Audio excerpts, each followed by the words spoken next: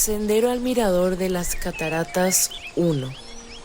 A través de la historia, los indios guaraníes que habitaron un vasto territorio que corresponde a Alto Paraná, otras regiones del Paraguay y además ciertas regiones del Brasil y Argentina, se sirvieron de su riqueza natural para encontrar sustento y configurar sus formas de vida.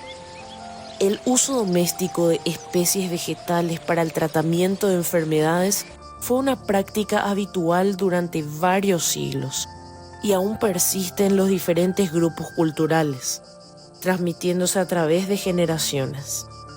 En general, los paraguayos conocen y usan ciertos yuyos y plantas para tomarlos en el tereré, como infusiones o para preparar ciertas comidas. Este sendero se inicia con un arco de Santa Rita. El sendero inclusivo Mirador Cataratas fue construido con cemento y piedra antideslizantes para facilitar el acceso al Mirador Cataratas a personas con dificultades para movilizarse. El Parque Aventura Mondaú está diseñado para la inclusión. Las personas con capacidades especiales, ancianas, embarazadas o con algún problema de movilidad pueden acceder a 2 miradores y admirar las bellezas de las cataratas del Mondaú y de todo su entorno.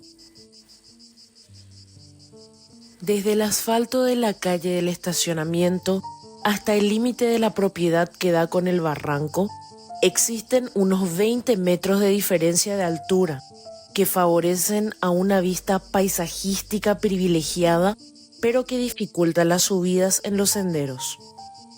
El turista que visita el Parque Aventura Mondaú en los más de 2 kilómetros de recorrido aprecia la hermosa naturaleza del lugar, pero sale generalmente cansado, debido a las dificultosas pendientes que existen en todo su recorrido.